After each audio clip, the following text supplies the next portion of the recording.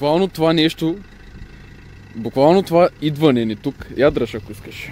Да, то снимаш ли? Да. Леле, как свети това? Говори ми. Да, с това нещо. Буквално това ни идване, което се случи тази вечер, тази сутрин, де факто. Беше от сега за след малко. Решихме го в... не знам, в... 2 сутринта. Да. Не в 2. Даже малко по-рано. Към 1. Към 1-2. Към 1-2 и... буквално той беше нещо, което го решихме в последния момент. Хванахме, събрахме каквото можахме, каквото необходимо и така нататък. И... тръгнахме в интерес на истината. По принцип, като ходим на такива места, гледаме да сме максимално подготвени и по принцип да сме с вече написани въпроси, но този път нямахме времето да написаме. Да пишем с въпроси, листи и така нататък, така нататък. Другия път във всички случаи ще бъдем по-подготвени. Аз имам въпрос, къде са ви цигарите? Виж на седалката да не са паднали. Мисля,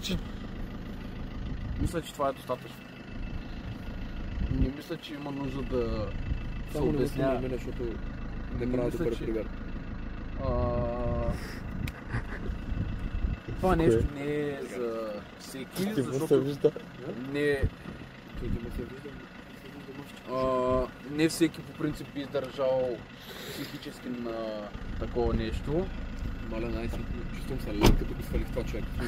С една тежестта от това място просто падна. Другото, което е изключително голяма рядкост е в момента на включване на уреда. По принцип, нали, отнема му около... буквално както сами видяхте, му отне 2 секунди да се направи калибрацията. И ти да чуеш в ухото ти как се вика: аз съм на 5, аз съм на 5, аз съм на 5, светна на 5. Този уред преди малко светна до 5. До 10 светна. Но почти до макса. Не, тресеш го. Не го треса. Не мърдам. Аз не мърдам в момента. Гайс, аз имам едно предложение и то е да си ходим. Така, сменям ръката. Не може часовника. Не може да е часовника. Абсурд да е часовника.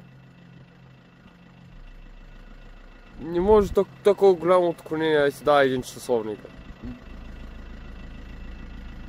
Пресловие, че не ти звъни. Ако ти звъниш часовника, тогава може... Да.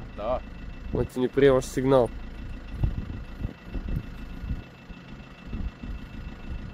И ти го видя, нали? Да, светна до 3 приел го изключа. Да. А ръката ми не мърдаше. Да. Аз съм сигурен. Гайс, аз имам едно предложение. Наистина да се качвам на колата. Спирай камерата.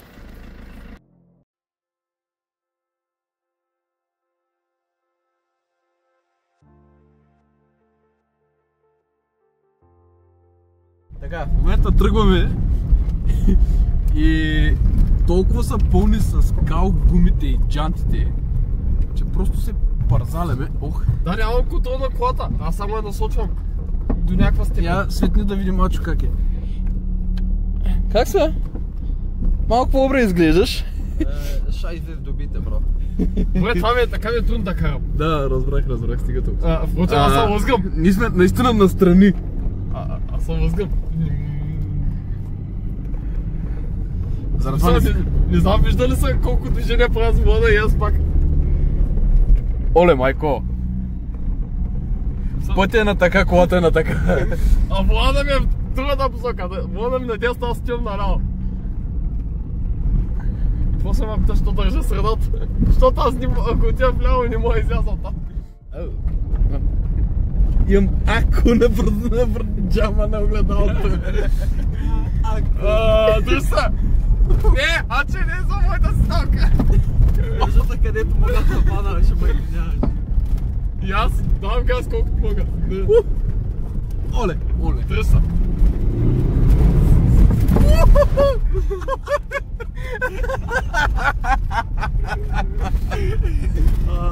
Оле, майко! Но пък водата е чиста. Водата е чиста, да. Ох. Влезбих в колата, това са камъни скал. Или предимно камъни. Оле, майко. Ма те кучетата изглеждаха дружелюбни. Искаш да си говориш с тях? Да, спирай. Аз не бих. Виж го сега. Опа! Имам толкова скал в гумите. О, боже. Така, тук сега ще направим кратка... Я чакай да видим. Нормално е да пушим. Да, принцип. Толкова с вода мина върху тази кола. Има по 2 пръста кал по обувките. Оле, майко! А, тя чисто отпреде!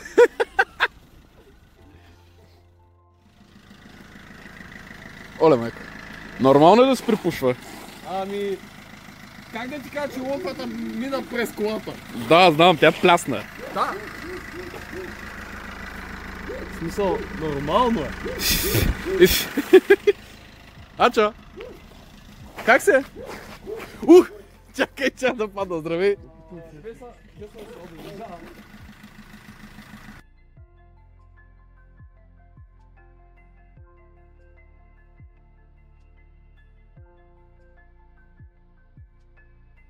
Така, няма да ти показвам лицето. Здравей. Да?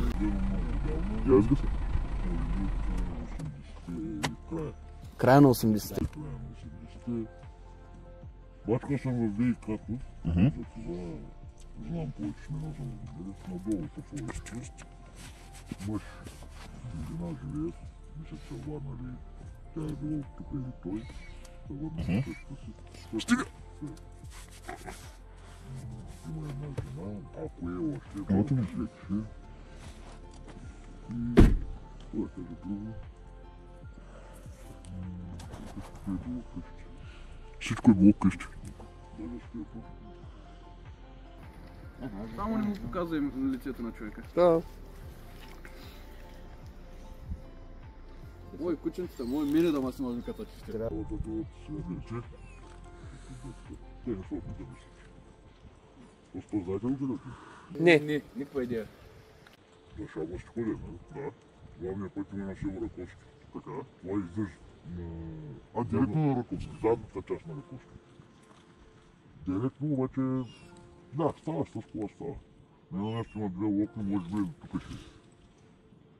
Нали знаеш там по-нататък, където има около 30-40 санта? Да. През нея минахме. Уния са по-големи. Те да... Оная локва е до тука. Уния са до тука. 14 лолите? Да. Минава го. Само с засилка ще мине. Не, той е компанна път такъв, долу е твърдо. Да, просто спокойно. Просто Трябва да мине, взем да глътни вода, ако е нищо. Това е. Въздухосборните. Не е висока. Значи общо взето всичко това тук са били къщи на времето, така? Доста хора ще отидете. Не е от големите села, но... Имаше хора. Имаше и ДЗС. ДЗС, значи работили са хора, зърното произвеждаха. Надолу е гората, дерето. ДЗС бяха държавна Ти не пушиш, бе? компания. Да. Комунистически. Да. ТКЗС беше по-голямото и АПК вече стана аграрно промишлен комплекс. Спирка има. Видяхме, че те интересува. Ами... Аз съм лоджия, за кой? Кой е това много? Сега... Пазача. Някак, че има автобусна спирка и... Минават ли автобуси в интерес ли си? Не, винаги това. Много винаги се като за